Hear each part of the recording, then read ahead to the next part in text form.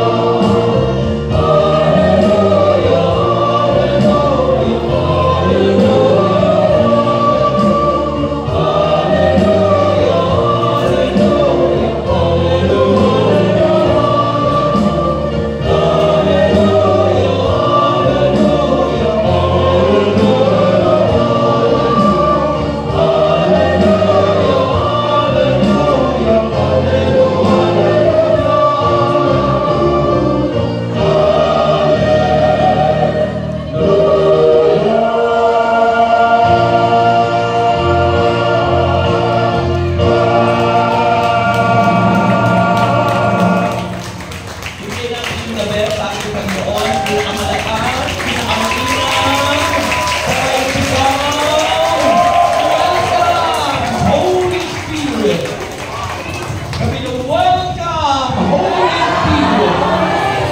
Take over in my heart. Tuwing natin siya. Pinatong is taken from Luke chapter 4, verses 1 to 13. Lucas, Kabanata 4, talata 1, hanggang 3. Mula sa ordanan bumalik si Jesus, naguspos ng Espiritu Santo. Dinala siya ng Espiritu sa ilang. At sa loob ng 4 araw, ay tinukso siya ng dyablo. Hindi siya kumain ng anuman sa buong panahon iyon. Kaya siya'y nagutom. Sinabi sa kanya ng dyablo, kung ikaw nga ang anak ng Diyos, iutos mong maging tinapay ang batong ito. Ngunit sinagot ito ni Jesus na susulat, hindi lamang sa tinapay nabubuhay ang tao, kundi sa bawat salita na nagmumula sa bibig ng Diyos. Dinala siya ng dyablo sa isang mataas na lugar, at sa isang saglit ay pinakita sa kanya ang lahat ng kaharian sa daigdig. Sinabi ng dyablo, ibibigay ko sa iyo ang lahat ng kapangyarihan at kadakilaan ng mga ito. Ipinagkaloob ang lahat ng ito sa akin at maaari kong ibigay kung kanino man ko gusto. Kaya kung ako'y sasambahin mo, magiging iyo na ang lahat ng ito. Sumagot si Jesus, nasusulat, ang Panginoon mong Diyos ang dapat mong sambahin, at siya lamang ang dapat mong paglingkuran. Dinala siya ng dyablo sa taluktok ng templo sa Jerusalem, at sinabi sa kanya, kung ikaw nga ang anak ng Diyos, magpatinghulog ka, dahil nasusulat, sa kanyang mga anghel, ika'y ipagbibili. Sila'y uutusan upang ikaw ay ingatan. Aalalayan ka ng kanilang mga kamay, nang sa mga bato, paamoy, hindi masaktan.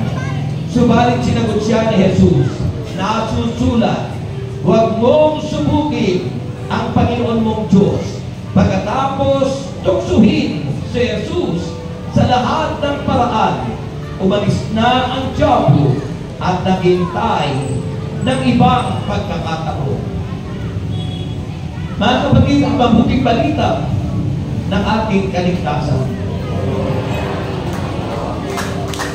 145 pamilya muna. Thank you.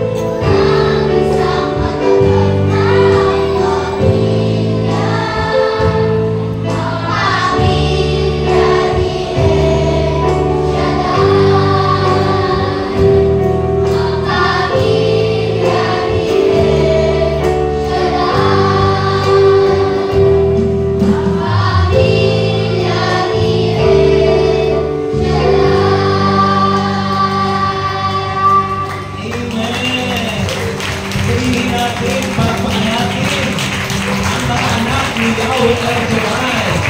Meron ka ba? Okay pa pala.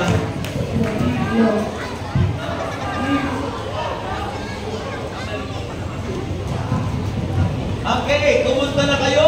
Praise God! I am blessed, happy and prosperous talaga. Magaling na, mayaman pa, matalino, matuwid, marangal, wagas at pag-ibig. Malaya, payapa, ang kalooban, naginhawa at matagumpay.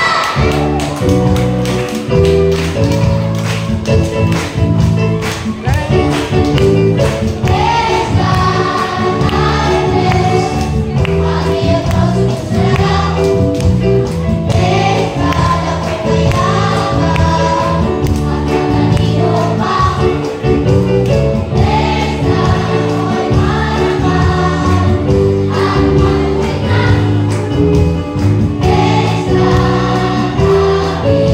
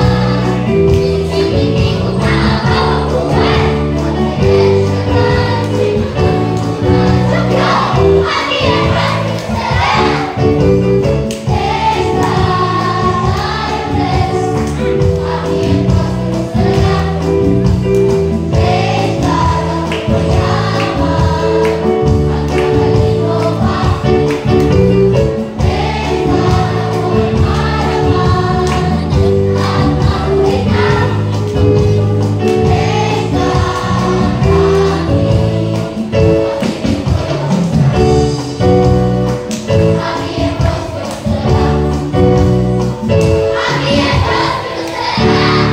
Praise God, I am blessed, happy and prosperous talaga. Praise God, ako'y mayaman, at matalino pa. Praise God, ako'y marangal, at matuwid na. Praise God, happy,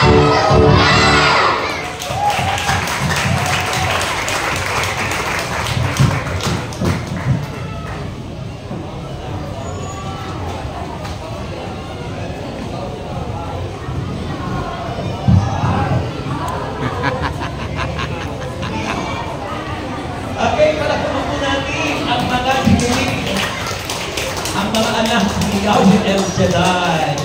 Okay? Meron ba kayong mga prayer request?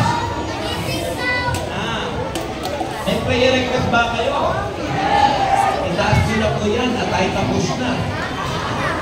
Taas nyo na po yung prayer request nyo. Okay? Ba't nakaupo ba yung? Taas nyo na po ang inyong mga prayer request. Okay. Aking pagdasal, gusto nyo maging answer prayer? Makinig po kayo. Gusto nyo mga batang lumait? Huwag kayong maingay. Okay. At yung mga nanay na nasa labas, pumasok na, nababaguhan ako nung ako'y magtok dito, napakarami ninyo. Dito pa kami ng rayuan ng Wedding! Wedding na pero kukundi kayo ngayon. Okay. Ba't kayo nagpapakain agad? Hindi pa tayo tapos. Hindi na makapag-concentrate niya. Pwede naman kayo mamaya kumain niya. Okay. Okay, tayo magdasal sa ngalan ng Ama, ng Anak, at ng Espiritu Santo. Amen. Diyos na makapagalihan sa lahat, paspasan, pagpalain ang aming mga prayer request. Nagtitiwala po kami sa iyong katapatan, sa iyong kabanalan, at sa iyong walang imposible. Kaya Ama, inaamin po namin na aming lahat ay answered prayer na. And Lord, ang iyong pangako sa aming mga alay, mga handog, ibabalik po ito ng siksik, liglig at umaapaw ayon sa iyong pangako. Kaya ito po'y aming inaantina sa pangalan ni Jesus. Anong sagot? Amen! At kaya taas po yan at dahan-dahan maupo. Kolektahin na po ng mga sexy collectors ang inyong mga prayer requests. Wala pa yata yung mga collectors dito. Kumakain pa. Wala, okay. Maganda gabi po sa inyong lahat. Maraming hindi sumagot. Maganda gabi po sa inyong lahat. Sa lahat ng sumagot, answer prayer. Amen. Okay, ang area ko na ngayon, Batangas. Kayo ngayon si Brother Medi sa Maynila. Salamat sa Paris Priest ninyo sapagkat sinusuportahan ang 145 pamilya muna. Pagpapalaking tayo. Okay? Ayan. Okay? Okay na?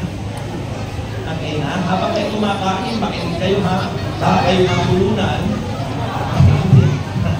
Yan yung libre ng kandidato, ano? Ha? Libre yan ang kandidato? Sino kandidato? Ha? Laureano. Kaya pasalamatan nyo ang maraming lugaw, sampurado. Sampurado. At sino sa inyo ang nag-i-expect ng kagalingan? Ako, may mga sakit kayo.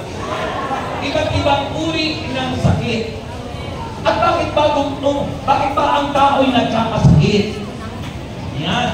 Alam mo, sabi ng banal na kasulatan, pumasok ang sakit, karamdaman, problema, mula nang ang tao'y magkasala.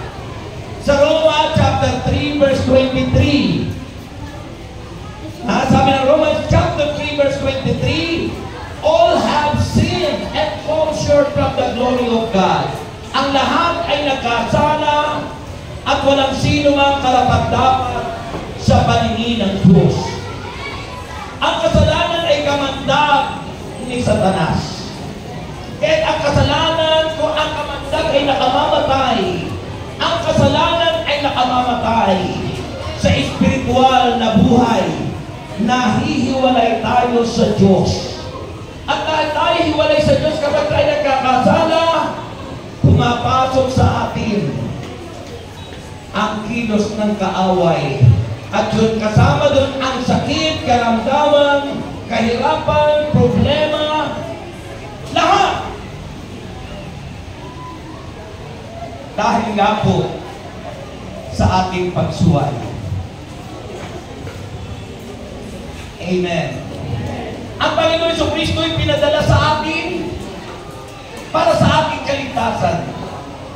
He came from heaven to earth to show the way. Galing sa langit si Kristo upang ipakita ang daan. Sabi ng John 14:6, ako ang daan, ang katotohanan, at ang buhay. Walang makaparuroon sa Ama kung hindi sa pamamagitan ko, wika ni Jesus. Wala akong kausap. Walang umiingay, walang pumapalakpak sa Diyos. Amen. Pag kayo'y pumapalakpak, ang mga kamay nyo ay ligtas sa anumang salong.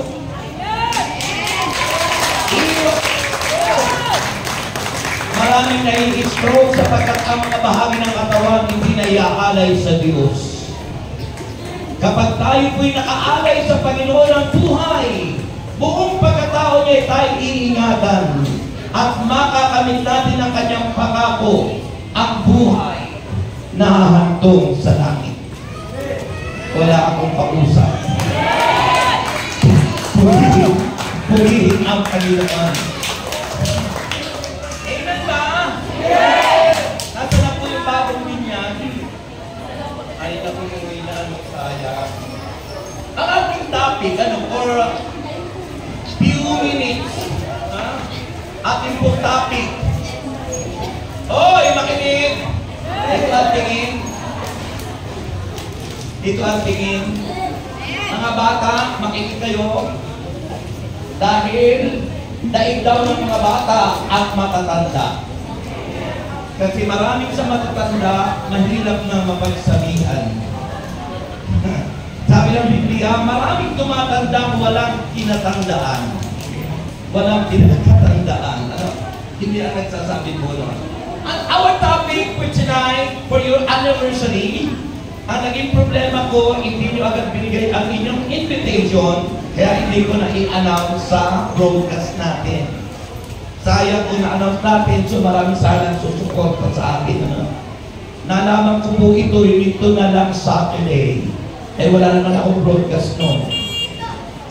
Kaya, sabi po ng Bible, Jesus' temptation in the wilderness. Si Kristo ay tinukso sa ilang. Subalit kahit na siya'y tinukso, hindi naman siya natukso. Tayo mga tao madalas matukso. Ano ba ang wilderness sa buhay natin? Ano ba ang ilang sa buhay natin na tayo madalas natutukso?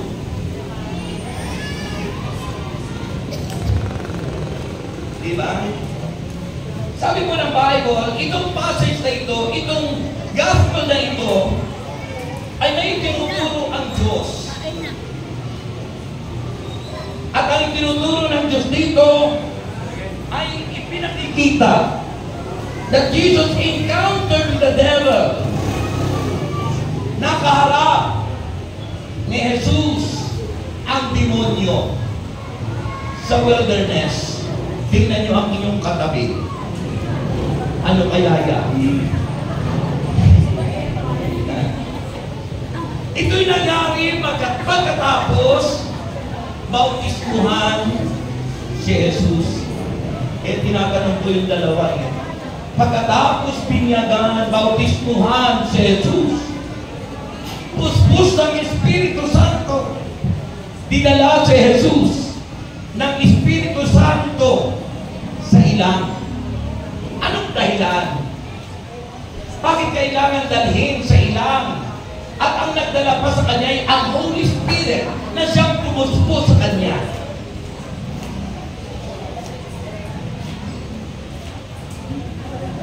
Para matest, masubukan ang kapangyarihan na binigay sa kanya ng Ama. Tulad din naman natin. Sabi nga ng Panginoon, all powers in heaven and earth was given to me by my Father. Ang lahat niya ng kapangyarihan sa langit at sa lupa ay binigay na sa akin ng Ama na kay Jesus. At kung tinanggap natin si Jesus through our baptism, ang lahat ng kapangyarihan yun ay nasa sa atin. Wala akong kausap. If we receive our Lord Jesus Christ in our lives, the power of God is in us. Ang kapangyarihan ng Diyos ay nasa sa atin. Para walang power of God.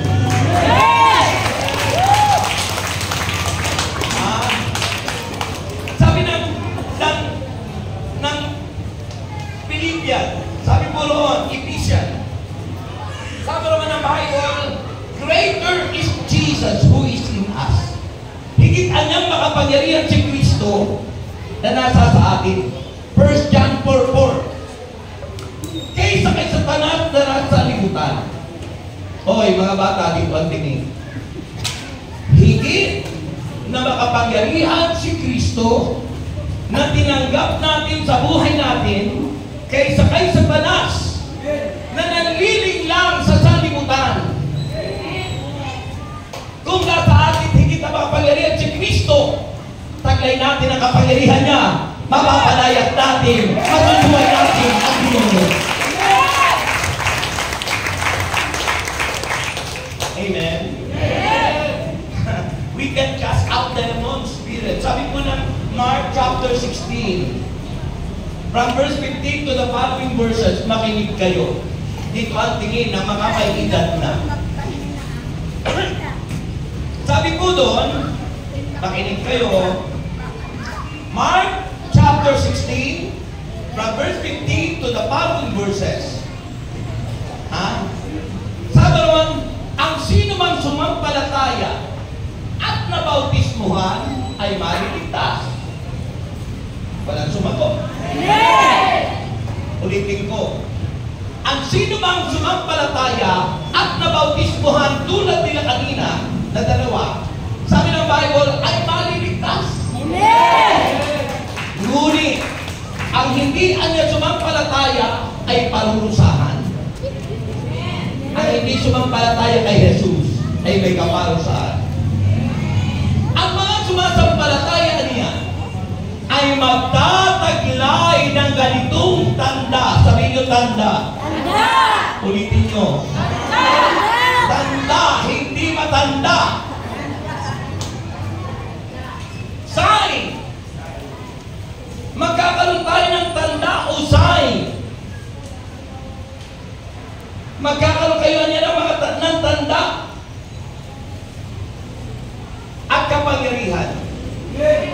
Sa pangalan ni Jesus ay makapagpapalaya sila ng mga demonyo. Magsasalita sila ng ibang wika.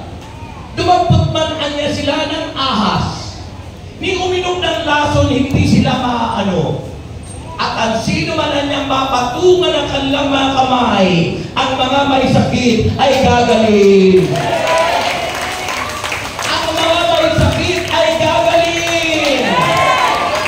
Ang mga may sakit ay gagaling. Sa pangalan ni Jesus. That's how important, mga kapatid, the power. At yun po ang tinitest kay Jesus. After His baptism, matapos na siya bautismohan, ang Holy Spirit ang nagdala sa Kanya sa wilderness o sa ilan. Para i-test ng power at ipinakita ni Cristo ang kapangyarihan. Nilabanan ni Jesus ang demonyo sa pamamagitan ng mga salita ng Diyos.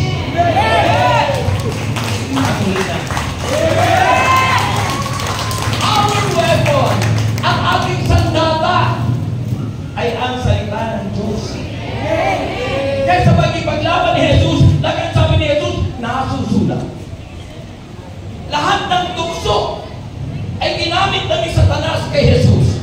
Dahil si Kristo'y nagpa-fasting 40 araw, 40 gabi. Yun yung ating isi-celebrate this coming Holy Week. Yan ang ating inisi-celebrate. Ang significance ng 40 ay cleansing o paglilinis. Kasi tayo, mga tao ay nagkakasala.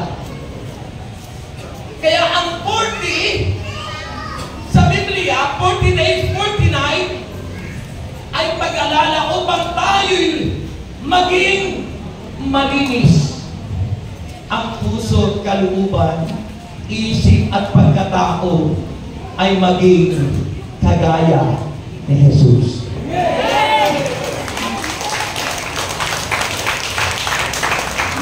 Malamok po ba dito sa Paseco? Malamok po ba? Kasi yung palakpak nyo parang nagpapatay kayo ng lamok. Parang nagpapatay lang ng lamok. Parang yung pagpupuli sa Diyos. Alam ang pagpupuli sa Diyos, ang palakpak ng mga Kristiyano, parang buhos ng ulan.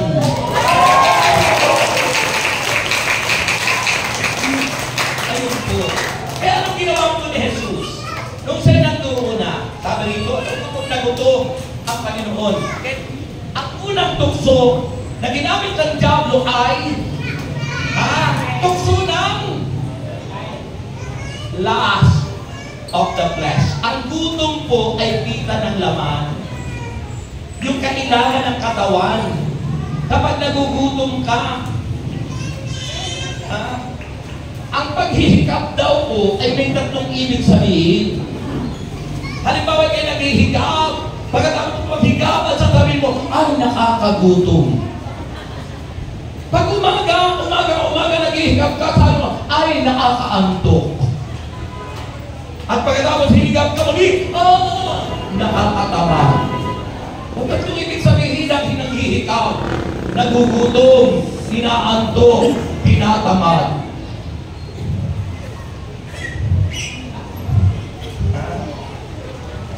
Yun ang paghihikap. Sino naghihikap ngayon? Ano ang inyong inaantok, nagugutom, tinatamad. Tinatamad pumalakpak sa Diyos.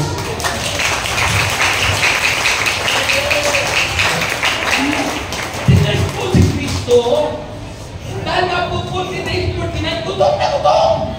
Kaya sabi ni Satanas, kung ikaw nga anak ng Diyos, kung ikaw nga anak ng Diyos, gawin mo tinapay ang batong ito. Unang pinapakita sa gospel ay nais sa pakita ng Panginoon, sabi ron, itong passage na ito, this event reveals several keys, susi, and insight about identity. Sabihin nyo, identity. Pangalawa, mission. Pangatlo, authority. Unang-unang pinapakita rito, the identity of Christ. Ano ang identity ni Jesus? Anong pagkakilala natin kay Kristo? Si Kristo ay anak ng Diyos. At kung siya'y anak ng Diyos, siya'y Diyos. At magagawa niya ang lahat. Because He has the power from on high. May kapangyarihan sa taglan. Kaya sabi po ni Satanas, kung ikaw nga anak ng Diyos, yun yung identity. Kahit ang demonyo, hinihilala si Jesus na anak ng Diyos. Kahit ang mga demonyo, hinikilala si Jesus na Diyos. Sabi ng Santiago, nangangatalpaka ang demonyo, taig pa natin. Tayo umanampalataya sa Diyos, minsan tinatamad. Pero yung demonyo, sabi sa Santiago, nangangatalpa ang demonyo kung manampalataya sa Diyos. Kanya lang ang problema sa demonyo, nananampalataya nga, wala namang kalakip na gawa. Patay.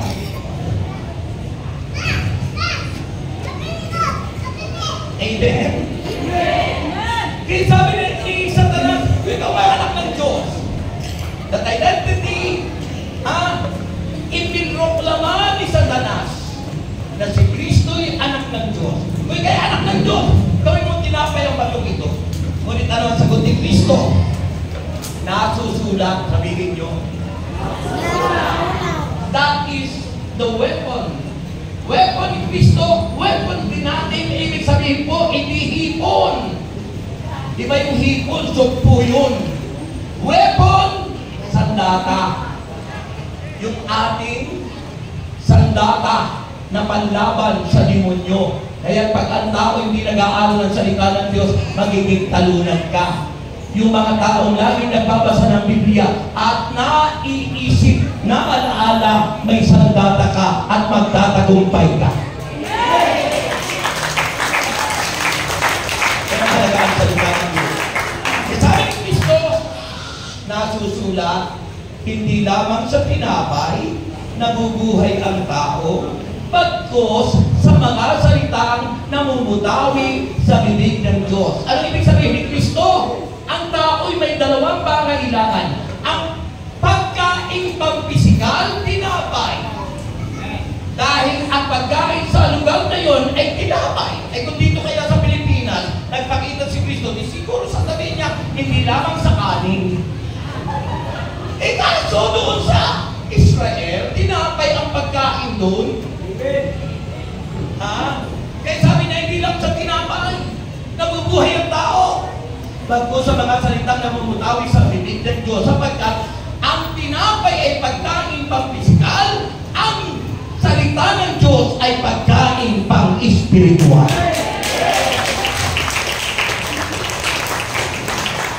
Kaya dapat pakakainin mo rin. Pakakainin mo rin yung iyong espiritual na buhay. Makinig ka, magbasa ka, makinig ka ng salita ng Diyos para pag dumating ang pagsubok at tuksok ng diablo, hindi ka madadait. Purihin ang Panginoon. Ang hina. Ang hina. The identity of Christ is the Son of God. Sino sa inyo anak ng Diyos? Ayan. Paano tayo naging anak ng Diyos? Sabi ng John chapter 1 verse 12, nang tanggapin natin ang sampalatayanan natin, si Kristo, sila lamang anyang nanalig tumanggap, sumampalataya sa Kanya, ang binigyang karapatang maging mga anak ng Diyos. Kaya mahalaga ang pananampalataya kay Jesus, pagtanggap kay Jesus, pagkilala kay Jesus. Amen. Jesus, the divine sonship, anak ng Diyos, the devil repeatedly addresses, inuulit-ulit ng diablo, that Jesus is the Son of God.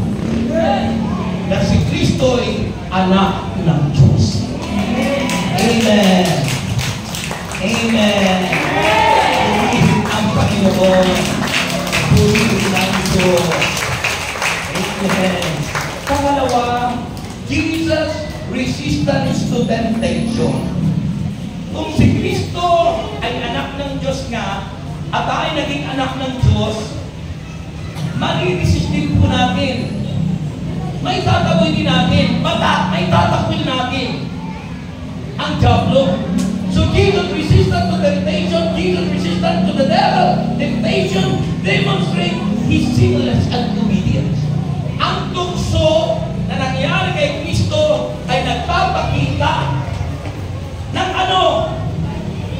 Na si Kristo'y walang kasalanan, na si Kristo'y masunurin, at dahil walang kasalanan at masunurin si Kristo, magtatagumpay siya sa lahat ng tukso. Amen. He refuses to use His power. Hindi niya ginamit ang kapangyarihan for personal gain. Maraming tao ngayon may power pero ginagamit sa pansarili. Pansariling kapakanan, pansariling karapatan. Sa halip, that for the common interest, para sa lahat, hindi para sa sarili, kundi for the common good, purihin ang Diyos. Amen. Sa halip na gamitin ang kapangyarihan, He was chosen to rely on God's Word. Pinili ni Kristo ang salita ng Diyos, o pwede naman gamitin ni Kristo ang kanyang kapangyarihan bilang Diyos. O pwede naman niyang ang demonyo itaboy. O pwede naman siyang gumawa ng mga himala. Pero He never used it for personal gain. Hindi niya ginamit pang sarili. Dahil ang kapangyarihan ng Diyos na binigay sa atin, hindi para sa sarili natin, kundi para sa common good, sa ikabubuti ng lahat ng tao. Ang hina. And finally, asa na kaya sila? Kasi nakalagay sa program natin, alas 8 lang, 5 minutes na lang. So finally, wala na yung mga awit. Finally,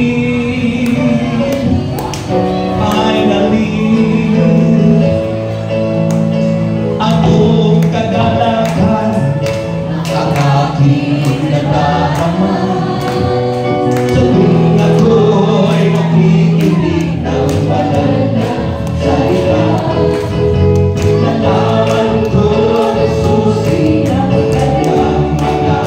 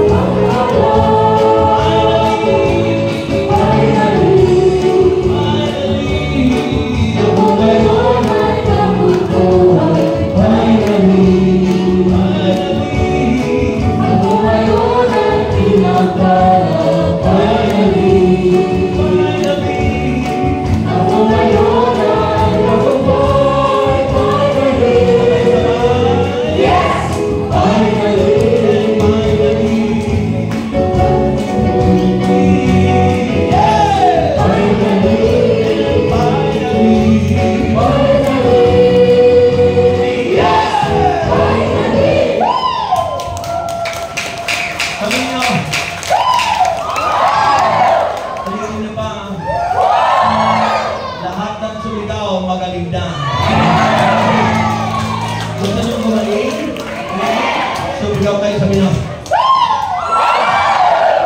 That's the power from on high. Amen. Sabi nyo saan, finally, finally. So nakikita po natin, Jesus said about the believers. Si Jesus ang ating modelo. In facing trials and problems or facing temptation, kapag tayo'y dumarating sa mga tukso ng buhay. Ano ang sabi ng Bible? This says about for believers facing similar temptations. Jesus' victory over the devil in the wilderness foreshadows His ultimate victory over sin. Kung paano pinakita na sa kanyang pagtukso sa kanya ng demonyo na ang kanyang panlagumpay sa tuksong yun ay pagpapakita na lahat ng gagawin ng demonyo ay talo sa tanas, panalo tayo. Panalo tayo. Kaya naawit natin, di ba, no? We are more than conquerors, no one can defeat us. We are the chosen generation. O, diba? Dahil tayo mga anak ng Diyos, tulad ni Kristo, tayo'y mga mananagumpay over temptation, over the devil. Because we have the power from on high, we receive Jesus. Because Jesus is the powerful God. And the power na sinabi niya, all powers in heaven and on earth was given to me by my Father. Kaya lahat ng tumanggap kay Kristo, taglay natin ang lahat ng kapangyarihan sa langit at sa lupa. Kaya tayo'y masasabing, we are more than conquerors and no one can defeat us. Amen. Amen. Kaya lang naman nagiging talunan yung mga tao. Kristiyano na nga. Kasi hindi nila sinasabuhay. Hindi nila ini-exercise the authority and power, sabi kanina natin. Good. Finally, the significance for believers and the importance of Scripture. Mas pinahalagahan ni Jesus ang salita ng Diyos. Kaya ilang beses na sinabi, nasusulat. Kasi matapos na sinabi ni Satanas, ikaw na anak ng Diyos, gawin mo tinapay ang maturuan. Ano ang sabi po? Jesus, nasusulat. Hindi lang sa tinapay na bubuhay ang tao. Bago sa mga salita ng tawag sa Biblia. Pagkatapos nun, pinala si Jesus sa taluktok ng mundo, pinatanaw, pinakita ang lahat ng kayamanan, the lust of the eye. Kung kanina, the lust of the flesh, gutom na gutom si Kristo. Yung pangalawang tukso ni Satanas, the lust of the eye. Ang tao madalas matukso, the lust of the eye, pumupunta sa mall, sa mga pamilihan, wala namang pera. Pagkatapos sa tukso, dala yung credit card. Kaya nababakong sa utang. Mga kapatid, ingatan natin ang tukso ng mata, na kung ano nakikita. At pagkatapos, ang tukso about pride. Ano yung pride? Sinabi ni Satanas, kung ikaw, lumuhod ka sa akin, ako ang sabahin mo. Gusto ni Satanas na siya'y magiging Diyos at sasamba si Jesus sa kanya. Ngunit ano ang sabi ni Jesus? Nasusulat. Ang Panginoon mong Diyos lamang ang iyong paglilingkuran at sasambahin, sapagkat walang ibang Diyos maliban kay Jesus. There's only one God! The God who is more than enough.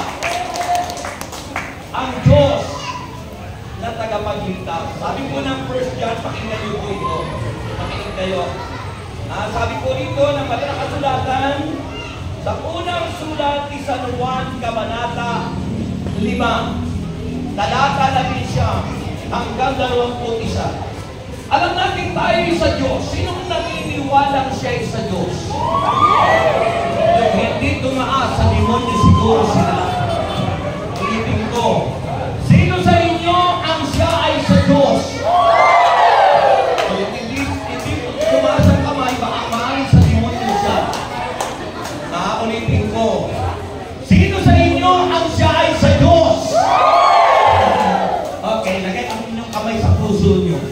Sabi ng Panginoon, alam natin tayo sa Diyos. Kahit na ang buong sanlibutan ay nasa kapangyarihan ng Diablo.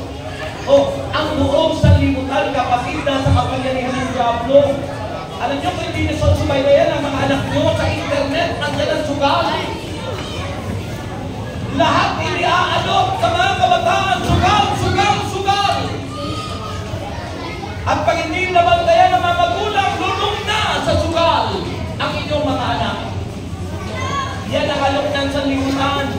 Nasa kapangyarihan ng Diablo ang sanlibutan, sinasabi ng maranasa.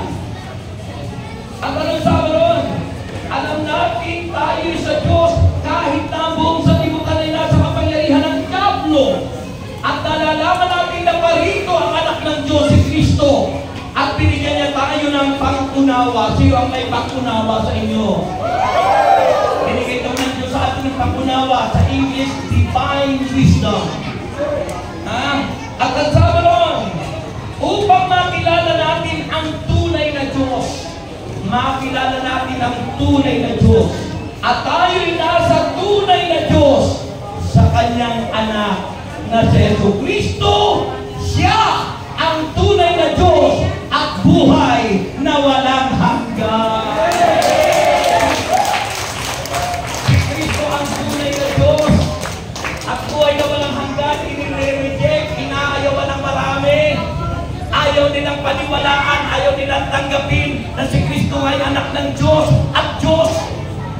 Kaya sabi ng 1 John 5, verse 21, mga anak, lumayo kayo sa mga Diyos-Diyos.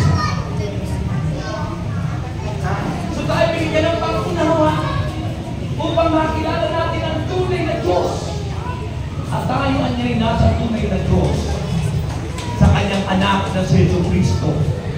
Ito ang tunay na Diyos. Ay kaya naman pala hindi natukso, kaya naman pala nagtagumpay si Kristo sa panunukso ni Satanas sapagkat siya'y Diyos at siya ang buhay natin walang hanggan. Amen. Alam niyo po, nung ako po ay wala pa sa ganitong gawain, ang dami kong sakit. May sakit ako sa puso, enlargement of the heart. Mayroon akong hepatitis. Mayroon akong yung tinatawag rheumatic heart disease. Ang 4 na ugat ko'y may bara. 4 na ugat sa puso. Pero nang tanggapin ko ang Panginoong Jesucristo, di ba sabi ng Biblia, Jesus is the healer. Si Kristo'y nagpapagaling. Sinabi ng Exodus 15:26, I am the God that healeth thee. Ako ang Diyos na nagpapagaling. Sabi ng Diyos na ito. Nang tanggapin ko si Jesus sa buhay ko, lahat po ng sakit ko, pinagaling ng Panginoon. Ngayon po, ako po'y magsi-70 years old na. Pero sabi ng iba, para Brother Rex, 29 years old ka lang. Hindi makapaniwala ang marami na ako'y magse-70 years na. Sapagat kung ano ang inyong isipin at sabihin, there is power pinamangyayari sa atin. Kung ang tukalibig natin ang hirap ng buhay, maghihirap kayo habang panahon. Ako po'y squatter dati doon sa Bikutan. Isang tumak. Umaasa sa mga kamag-anak pero walang tumulong. Pero tingnan niyo po, mula nang tanggapin ko si Kristo sa ating buhay, unti-unti, dahan-dahan, naranasan kong inangat ng Diyos ang buhay namin. Eh di ba inaawit natin? Sabi ng banda kasulatan, inaawit natin. And now, let the weak say, I am strong. Yung daw mahina ay pinalalakas ng Diyos. And the poor say, I am. Yung daw mahirap mga aba ay pinasasagana, pinayayaman.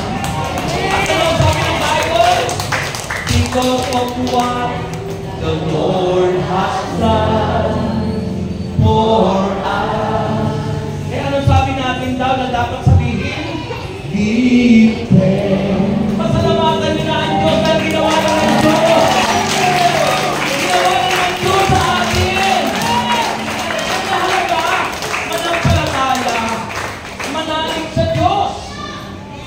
At pag nanalig ka, pag umasa ka sa Diyos, tutulungan kanyang lubos. Mula noon, nanampalataya ka kay Kristo, tumugon sa panawagan, at mula noon hanggang ngayon, namatay yung una kong wife, binigyan ng bago, bunga ng panalangin. Ha? Kasi pag tayo hihingi, sabi ng Panginoon, John chapter 15 verse 7, kung mananatilian niya kayo sa akin, at mananatili sa inyo ang mga salita ko, hingin nyo na ang inyong maibigan at ibibigay na sa inyo. Ano ang susi? Pananatili kay Jesus. Paano mananatili kay Jesus?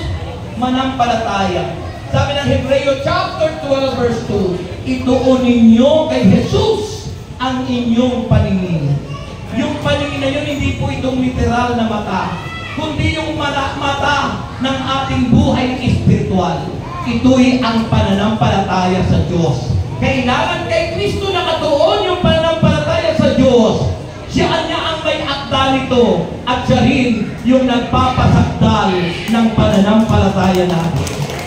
Amen?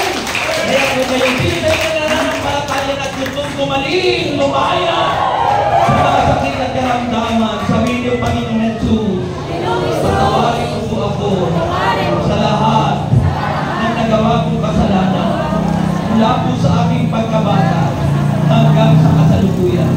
Tulungan mo po ako na magbagong buhay upang ako'y lumaya sa sakit, karamdaman, suliranin, kahirapan, at lahat ng gawa ng kaaway.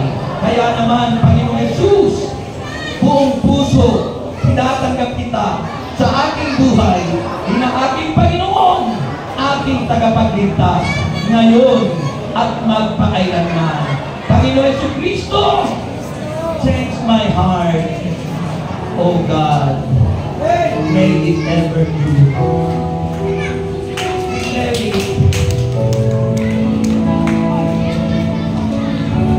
Hindi lang